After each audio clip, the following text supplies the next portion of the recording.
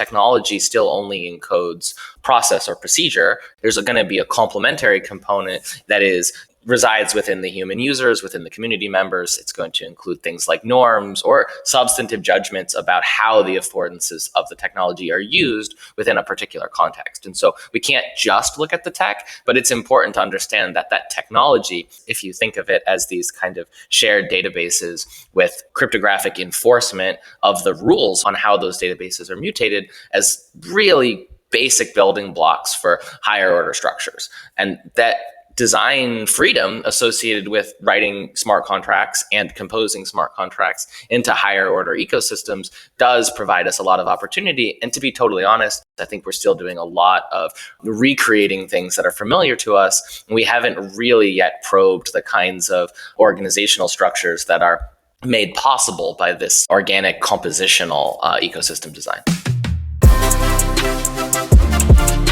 Hello, everybody. Welcome back to the Boundaryless Conversations podcast, where we meet with pioneers, thinkers, doers, and entrepreneurs, and we speak about the future of business models, organizations, markets, and society in this rapidly changing world. I'm Simone Cicero, and today I'm joined by my usual co-host, Stina Heikkila. Hello. Ciao, Stina.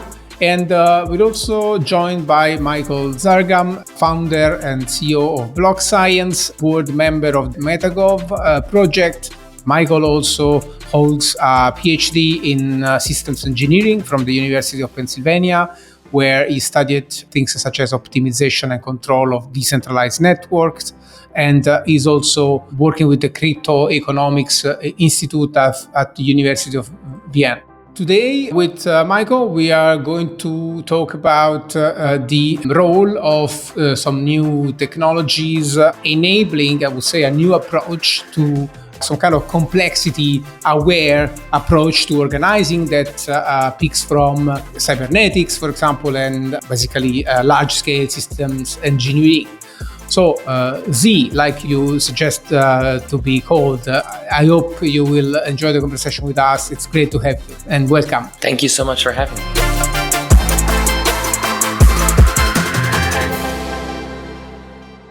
Maybe we can start really from this assumption that was baked into my introduction.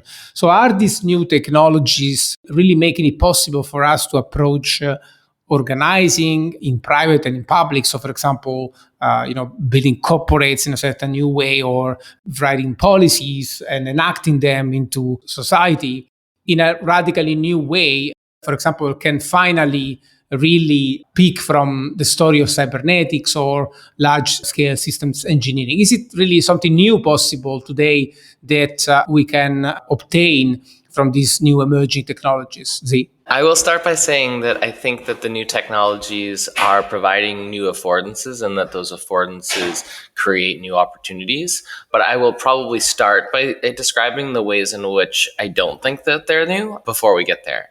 So the ways in which they're not new is that they embody sort of algorithmic policy making in sort of shared systems. And we can and actually do use sort of non-crypto based technologies to do this in small and medium-sized groups, and even in some quite large groups. So if we take for a moment sort of a blockchain and a particular one with, say, smart contracts available on it, generally what you have is a kind of shared data structure and a set of rules about how those data structures are mutated, sort of by whom, under what circumstances, and what happens when you call those methods. And if you really look carefully at that and squint a bit, you realize that if you're just working with your friends, you might do that in a shared spreadsheet, and then you might just normatively enforce, who can change what when, and kind of keep an eye on it. And it's not really a big deal because you trust everybody and it's a small group.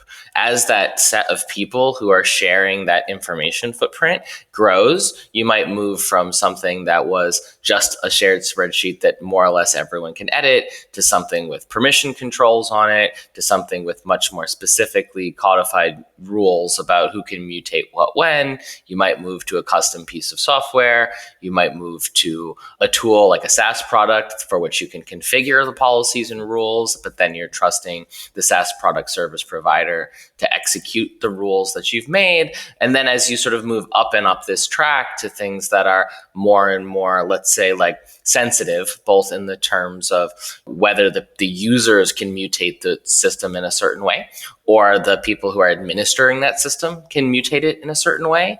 The emphasis here being on the administrator's sort of duty to the users. We've run into encounters with, for example, GitHub taking down repos and then sort of ending up in little squabbles with the users about whether that was appropriate, as an example of where sensitive might arise. But as we keep moving up sort of this chain towards larger groups of people and or more sensitivity to sort of manipulation, either by the system stewards or by its users, that's where these sort of new, more cryptography-based software systems become relevant, and those affordances of being able to make algorithmic policy and enshrine it in a sort of shared computer-like structure becomes really relevant to organizational design. What's really decisively new in terms of the penetration of cryptography in the way we organize in society, right? I guess it's really related to trust, and you spoke about this idea of having a very large spreadsheet that many people can edit. And I guess, for example, in this case, cryptography as a technology, as it's now deployed in smart contracts and in blockchains, allows us, for example, to distribute the access rights and something like that. So making it possible to have these very large spreadsheets, right, that everybody can interact with. Is there any other new pattern that is worth mentioning? I'm thinking of, for example, smart contracts. Yeah, so I think the key here is by understanding what the smart contracts are. They're essentially cryptographically enforced sort of essentially unique microservices, right? Like they're these data structures and the rules about mutating them. What they do is they open up a large design space. They're extremely composable, which means that I could build a little chunk of data and rules about how to mutate it. You could build a little chunk of data and some rules about mutating it. And then Stina could build another one that actually calls the methods and uses the data structures that's on both of ours, and thus make a new thing that is actually made up of facets of the exposed interfaces for both of ours. So it's extremely generative. It's not diminishing to say that it's actually just a bunch of data structures and codifying the rules for mutating them, because that is like fundamental building blocks of not just a software design, but like some kind of organizational design equipment. But with the caveat that the technology still only encodes process or procedure, and to some extent, like canonical facts or memory, there's going to be a complementary component that resides within the human users, within the community members. It's going to include things like norms or substantive judgments about how the affordances of the technology are used within a particular context. And so we can't just look at the tech, but it's important to understand that that technology, if you think of it as these kind of shared databases with cryptographic enforcement of the rules on how those databases are mutated, as really basic building blocks for higher order structures.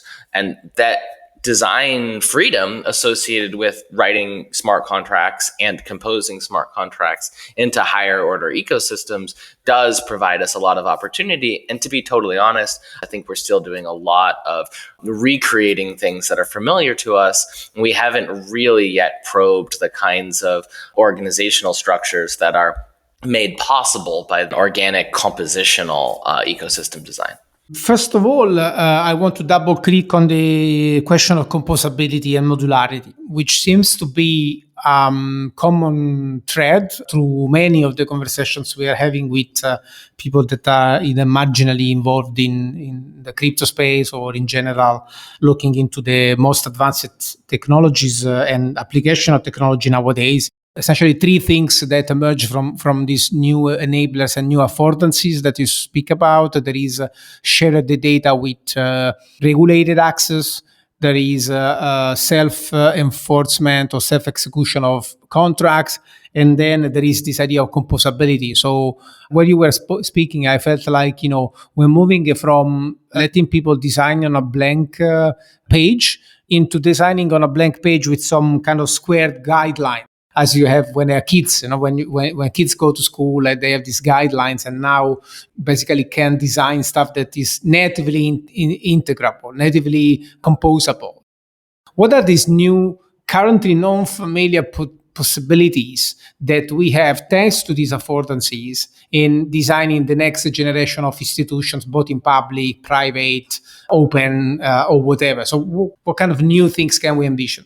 I would very much like to see designs that leverage multiple timescales of evolution. I can kind of double click on that a little bit. So right now, when we have traditional organizational design, we have to think about the temporality of different processes. Some things are daily rituals, some things might be weekly review meetings, you might have monthly, quarterly, annual sort of events, processes, or decisions. In the smart contract world, because we're using a high degree of automation, we at least have the option to use something closer to a continuous time dynamic, things that have characteristic timescales that are not predefined by discrete chunks in time, but just have much like natural systems, sort of, I don't want to say like eigenvalues, but what I really mean is temporal modes in the continuous sense. And so like one experiment that I did on this particular type of organizational design is an algorithm called conviction voting. Conviction voting is more or less just a signaling structure. So people have a certain amount of voice credit, whether it's pre-assigned to every member or it's based on tokens. It doesn't actually matter what the thing is. It's just that you have a weight and then you have preferences.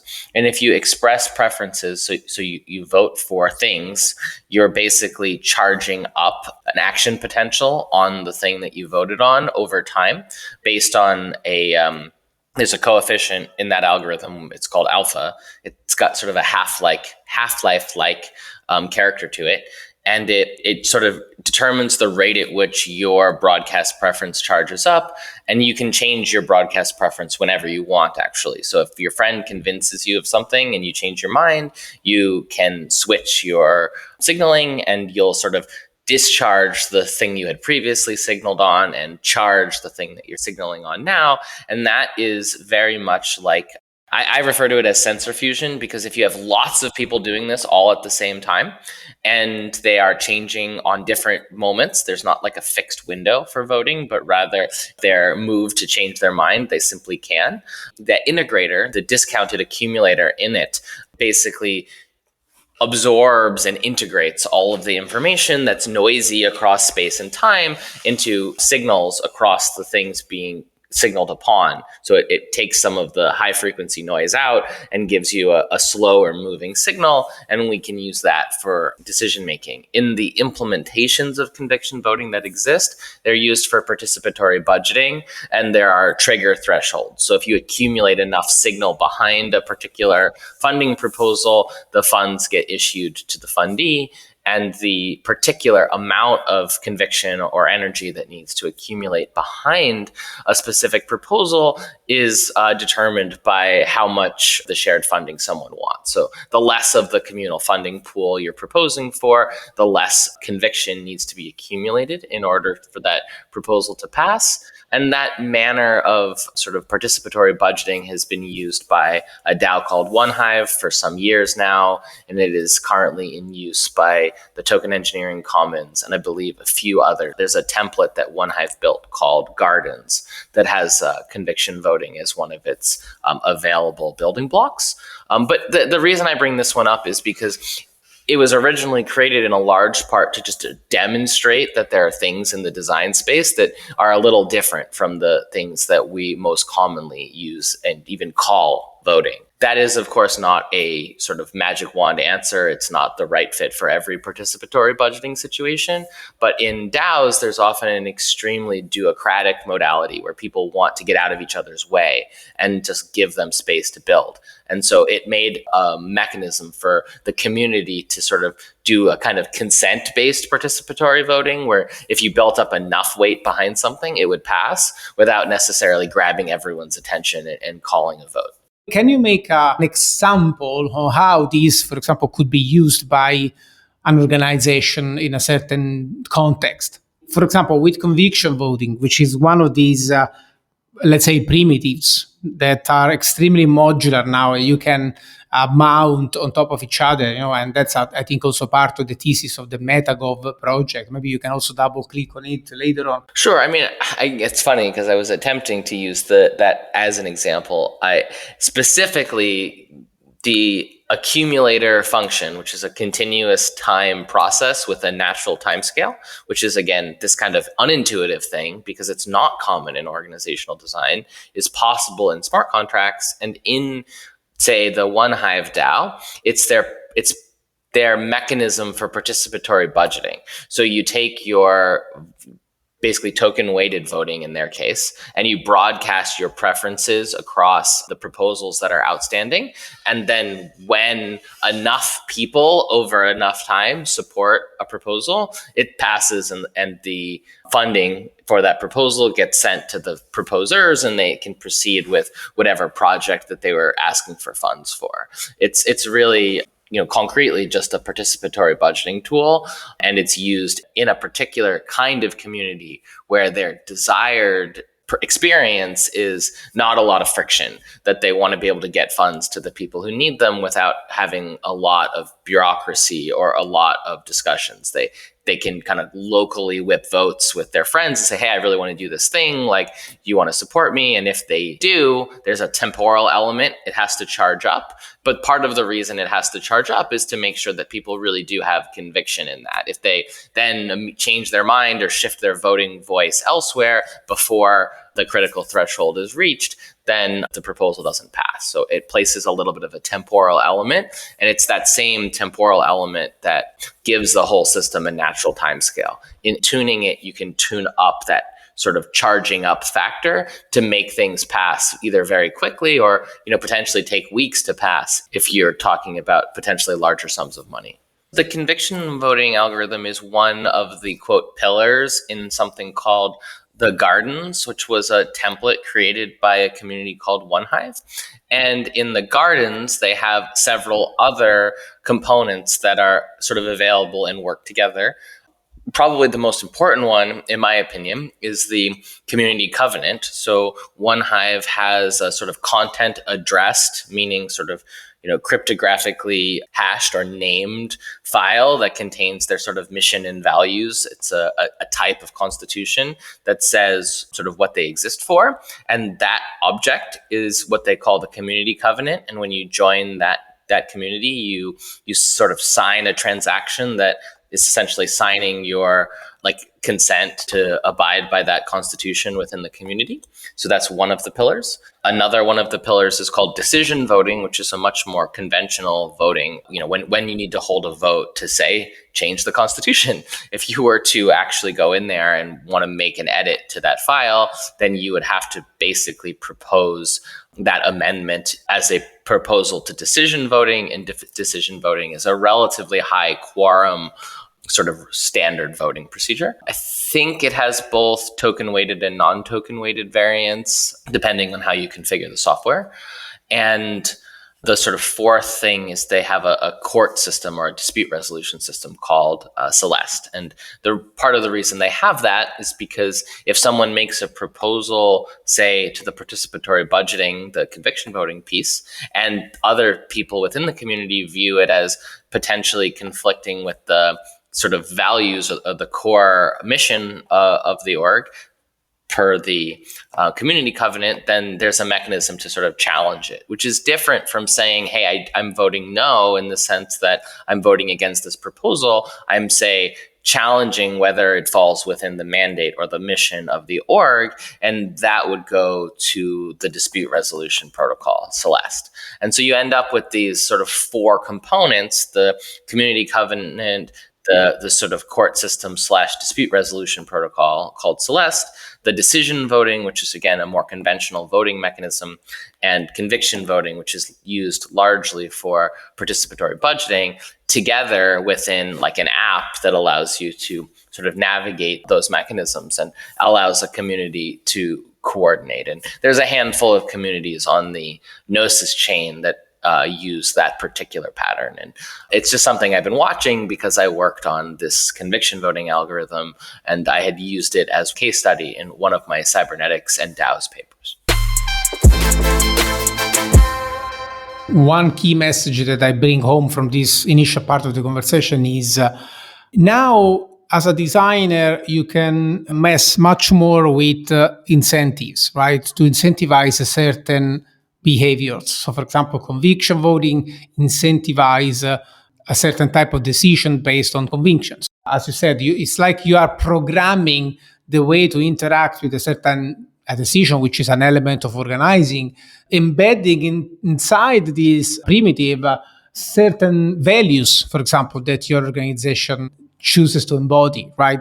And also another very interesting point is now it's much easier for everyone to see the rules, let's say, and to participate in the ways that the system is designed to let you participate. So maybe in the past, there was much more a barrier into participation. Now, essentially, it's much more possible to make things clear, design large scale systems that incentivize certain behaviors, certain incentives. So unless you want to double click, I don't know if that's actually true. So it's interesting is people say this a lot, that it's much more possible. I think it was possible before, and I think even now it's still possible, but people don't do it as much as they should, because there's a big difference between having a smart contract, which is technically verifiable, and a smart contract that is actually community legible. And so, what we're starting to see is this gap emerge between the complexity of the organizational design and the documentation of that organizational design. And again, I don't know that that's even new itself. It's common in extant organizations. But what I think is really key is the communities like OneHive that put a lot of effort into building out the documentation that clearly articulates how it works, as well as how and what mechanisms are available for change. And so when I think about these systems, I generally think about the community policymaking or sort of rulemaking in terms of there's like kind of above and below the line. Above the line is governance, where you're sort of deciding what the governing processes or protocols or rules of your community are going to be, and below the line is acting in accordance with them. Now, in many traditional organizations, there's a stark gap between the people who are above and below that line. Smart contracts basically ensure that no one can act outside of those rules because the rules are enshrined in the software itself. What's particularly interesting about at least sort of healthy DAOs is that they provide a lot of documentation about both the processes that are defined by the rules and the processes about modifying the rules. And they give everyone sort of an opportunity to engage. And if we continue to see that dynamic grow, I think that does lead to a more practical form of democracy, where we have the lived experience of influencing the systems that constrain our own activities. It's great to look into this dichotomy, right, between the potential to engage more participation and, on the other hand, the tendency, let's say, to make things complex and then require lots of documentation, lots of intentionality also from the participant perspective. So it's great that you actually point out that it's not free, I would say, to design a much more participatory organization. It still needs something that needs to happen at the social level, not just at the programmable elements, what somebody would call the trustware. If somebody like the listeners have listened to our podcast with Chase, for example, we spoke about this difference between the socialware and the trustware. You always need both. You cannot fall into the trap that if your trustware, so your programmable organization is so perfect and will grant you participation for free. No, that's not going to happen. You still need to have a fairly thorough elements of socialware engagement and information and communication and documentation to get really everybody to participate, which is maybe the high level objective that we have. It's a good bridge, what you said, the high-level objective, because I'm listening and, of course, coming a little bit with, let's say, a newbie mind, or maybe not newbie, but a non-engineer, being non-engineer mind. Non-engineer, let's put it that way, exactly.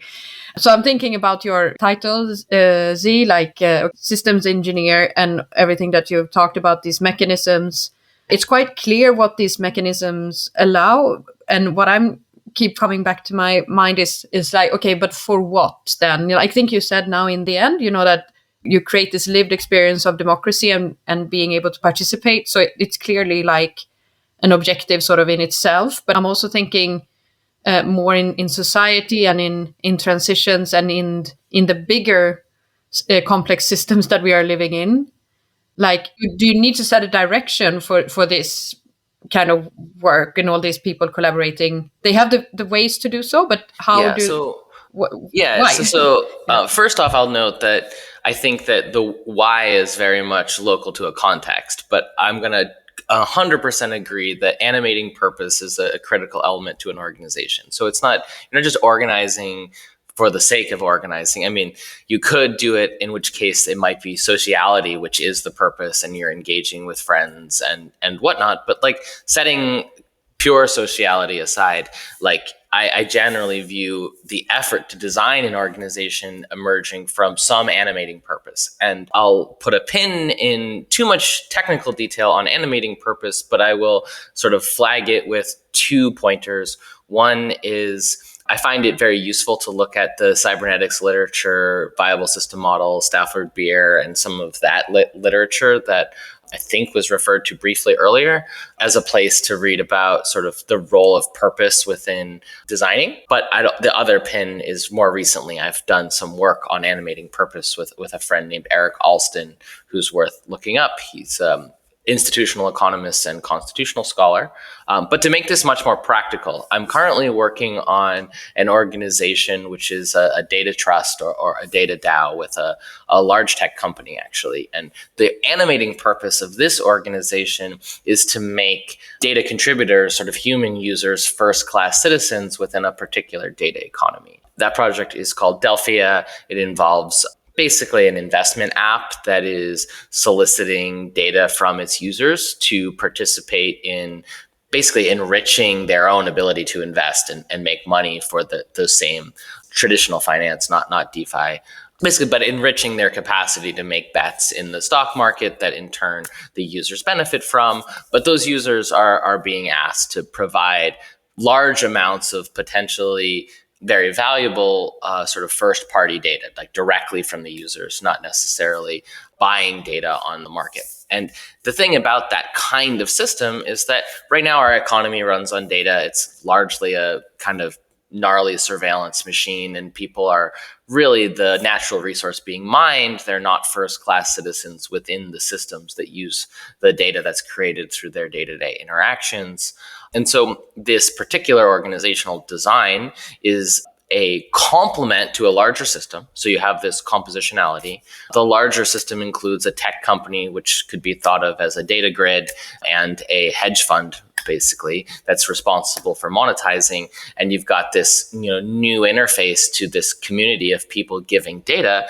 And we want to make sure that those humans have their rights respected. For once in the data economy, we don't just assume that we can mine those resources unsustainably and sort of benefit from it indefinitely. And it's a pretty complex organizational design problem, simply because there's a tension between, say, the capacity to incentivize or compensate the data contributors, since the value of the data is not as simply, okay, I bought your data. Like, it goes through a complex manufacturing process to transform from lots of individual data into data sets and signals, which in turn can get monetized through trading. And so attribution is subjective. You ultimately have time lags. You have a lot of challenges that make it not it's not like an objective fact how valuable the data is. And so the effort to build up a data trust that's capable of advocating and negotiating with the sort of data grid and the sort of hedge fund monetization entity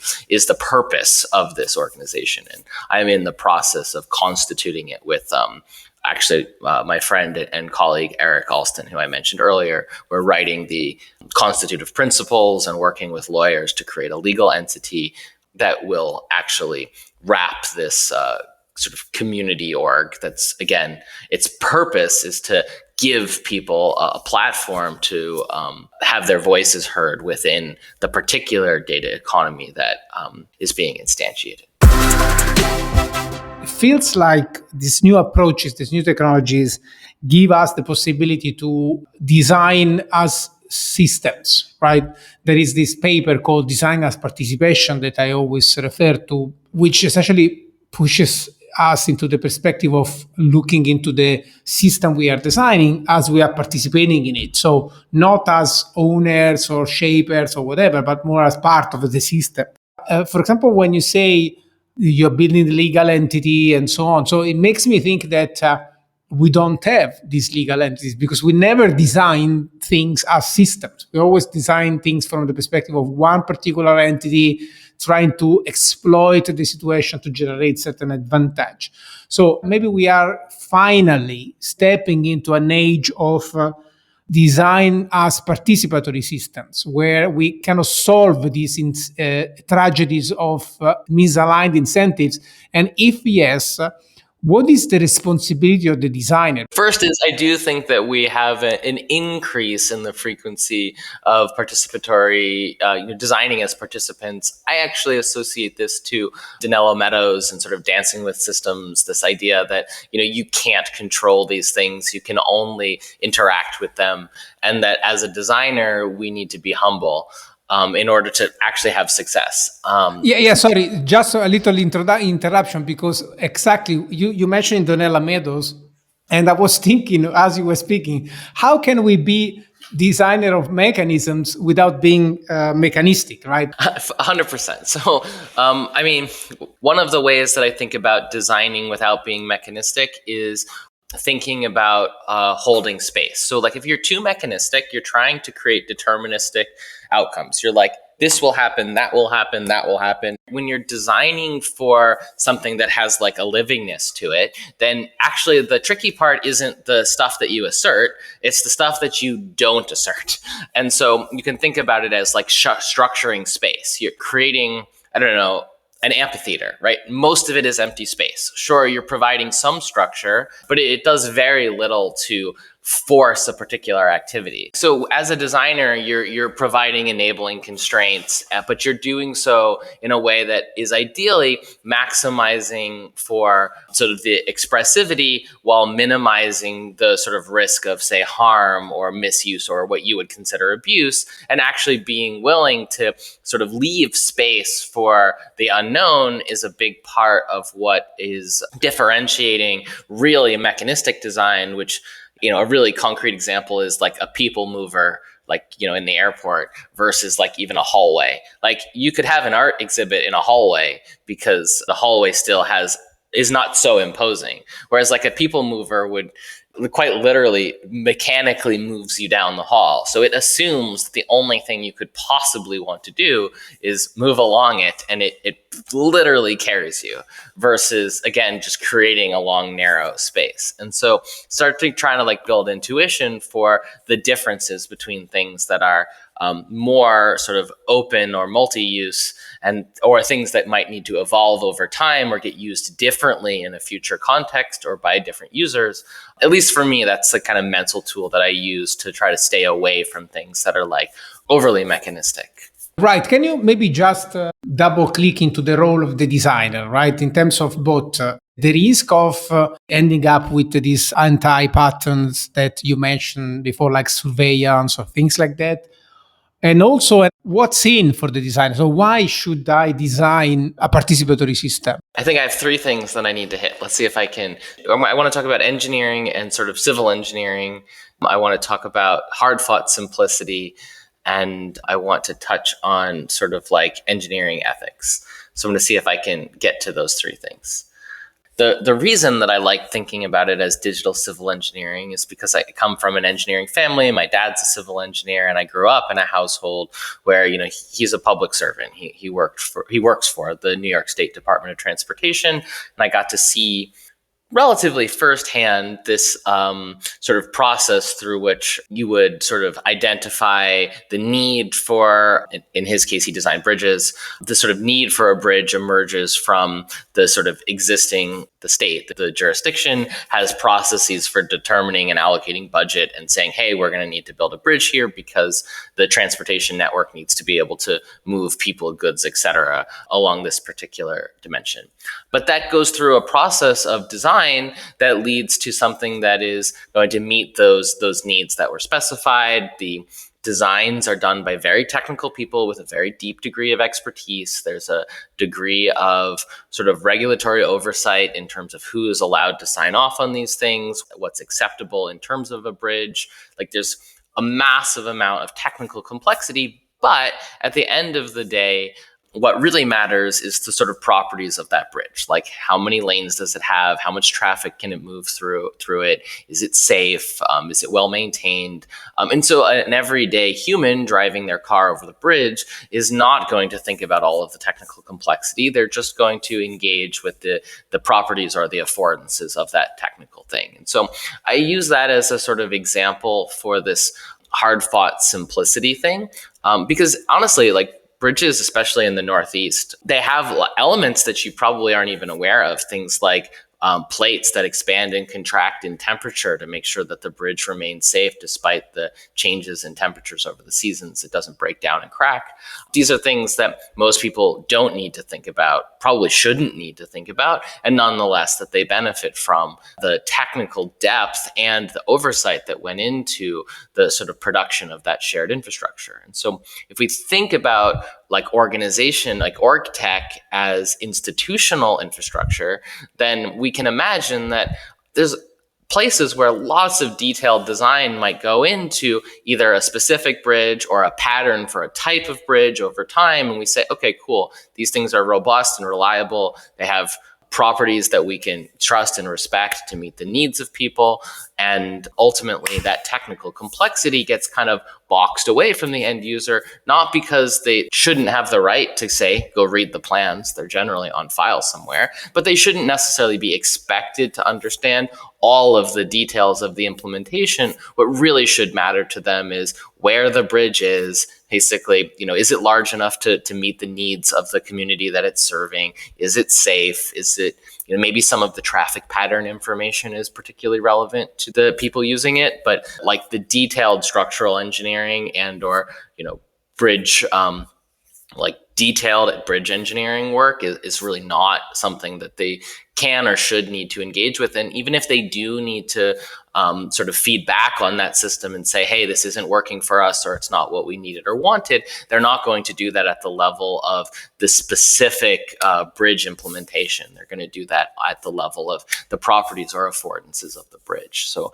I'm using that as a couple examples, I guess. On one hand, it gives you a sense of this notion of hard-fought simplicity, which is we can have engineers and architects working really hard to accomplish particular properties and still give the end user the property rather than try to give the end user all the details about the technicals that went into creating the property. And then the other piece is the engineering ethics element, where those engineers have a real obligation to the health, safety, and well-being of the people who are using the infrastructures that they produced, which is quite different from the modality we have in most software engineering and business building, where all of the duties are effectively fiduciary duties to shareholders, as opposed to duties to sort of end users or stakeholders. And so I try really hard to keep my sort of architecture and sort of systems engineering work in the mental modality of a civil engineer.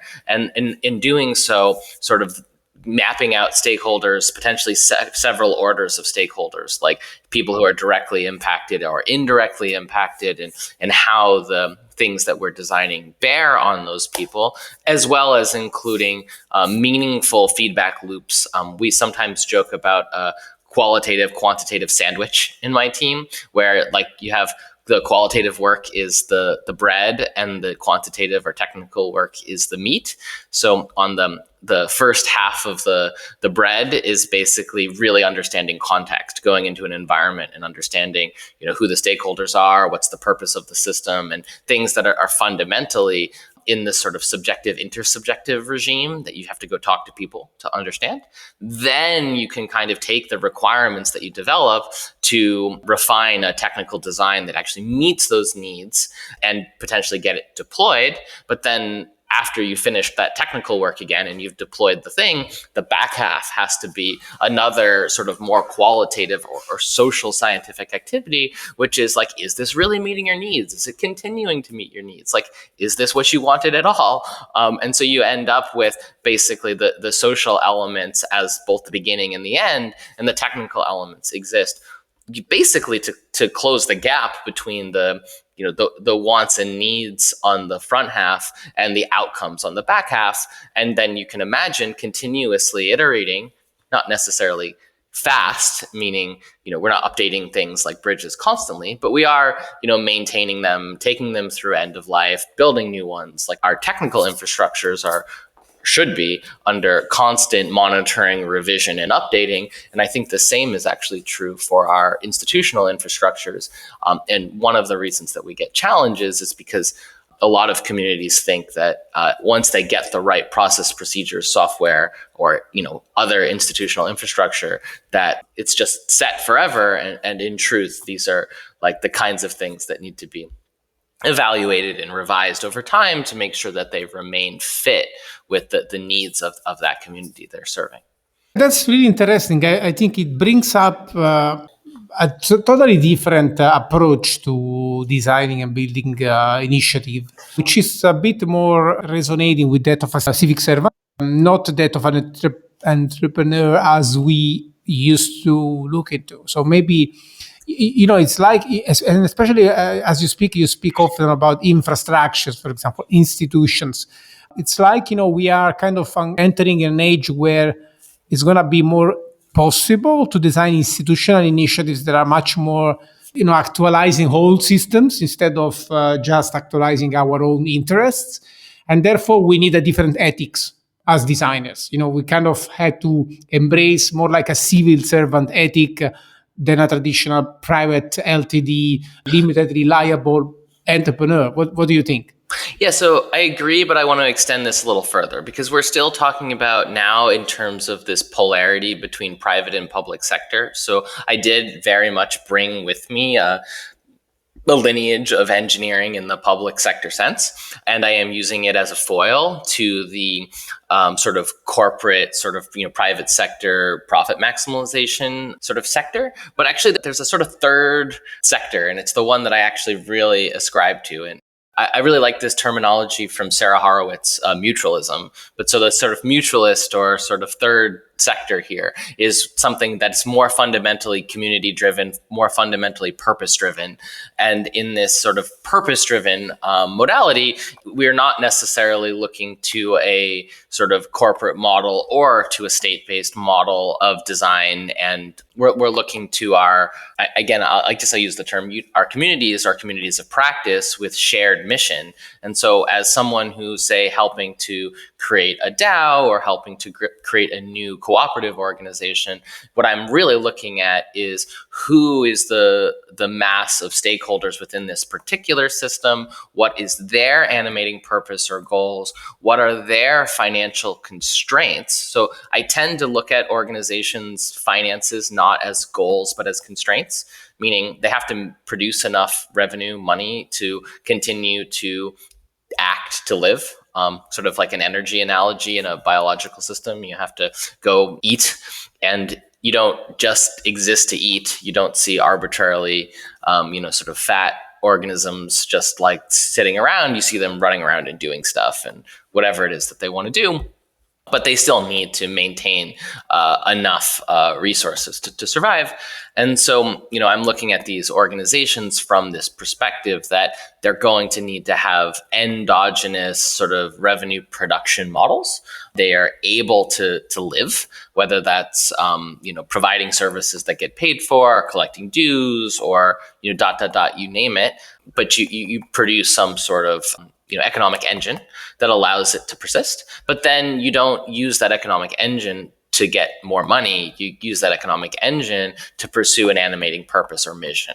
And so this sort of way of thinking is, I think, a little different from the state or the corporate model, because the state model is also, expending money to provide services, but it's still coming from a very top-down mechanism, or at least large jurisdictions. It's probably fair to say that small municipalities act closer to what I'm describing, but I'd like to see this extended beyond thinking about governmental organizations to things that are more diverse. I would love to have a mutualist ISP, internet service provider, maybe mutualist style grid providers. And these are organizations that would be institutions maintaining infrastructures which serve large populations, but that they exist as part of that social society, that civic society. And, there are lots of interesting questions around, like, what does it mean to be a good citizen within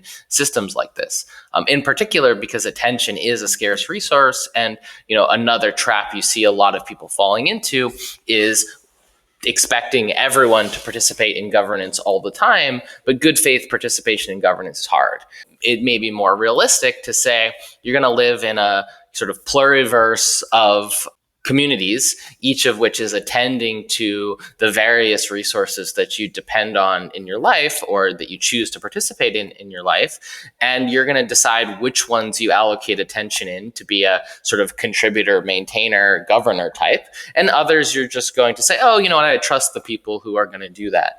And so remembering that, like, good faith participation in governance is attention intensive, and actually being thoughtful about where we choose to allocate that attention, and being reasonable in our expectations about how others might expend their attention.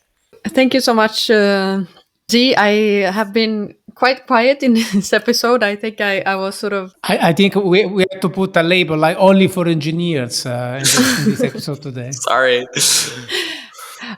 It was not to say that it was not, let's say, accessible. I think it definitely was. It's more for crafting something that can push the conversation further when I was just trying to listen mainly and capture these points. So I really like what you shared, and this idea of new types of institutions. I work a lot in public policies. I work a lot with city governments in my work, and I definitely see sort of this frontier that you're talking about, even though you might also think there's a challenge there in terms of capabilities and people's different backgrounds, and how do we actually make these kind of projects also more multidisciplinary, right? So that can be like a kind of closing quest, if you will. Before we say goodbye and so on, we wanted to ask you to leave some further thoughts with our listeners that are, can be linked to what we discussed, but really something that is on your mind at the moment, something that a reference, a book, a podcast, movie, whatever, that you think would be nice to leave with our audience. Sure. A few thoughts. So in terms of a bit less technical, but very much in the vein that I'm discussing, a friend of mine, Kelsey Nabin, hosts a podcast called Mint and Burn. I think that would be worth checking out. I alluded to a book called Mutualism by Sarah Horowitz, which I strongly recommend. And on the slightly more technical side, there's a book called Engineering a Safer World by Nancy Levison, which is still pretty accessible, although she's a systems engineer, aerospace engineer at MIT. The book is a bit more about how we think about system science and safety, and sort of redefine safety in our engineered systems to be more human-centric. Okay, yeah, great. So we look forward to looking into all that. Again, we really want to thank you for being part of the conversations today. I hope you enjoyed it as well. It was great. Thank you so much for having me. Sorry if I went a little too far down the technical rabbit holes.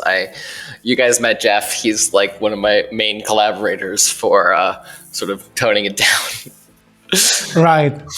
We had Jeff in another event linked to the research we were mentioning on our white paper, and they did a session actually on this conviction voting, which is part of the reason why I felt very comfortable following that. So we can definitely put that in the show notes. I think we have a video somewhere of their presentation on that. Cool. Yeah, let's thank Jeff Emmett from Commons Stack and many other initiatives that was important to get this off the ground. So thank you so much, Z. And I think I bring home this idea of designing mechanisms without being mechanistic. That stays in my mind at the end of the conversation, and it was really great. So thank you very much. And to our listeners, all the references and things that we have been mentioning, you can find in the show notes to this episode. So you go to boundaryless.io/resources/podcast. Look for Michael Zargham's episode there, and you'll find all the links. And until we meet next time, we'll catch up soon. And remember to think boundaryless.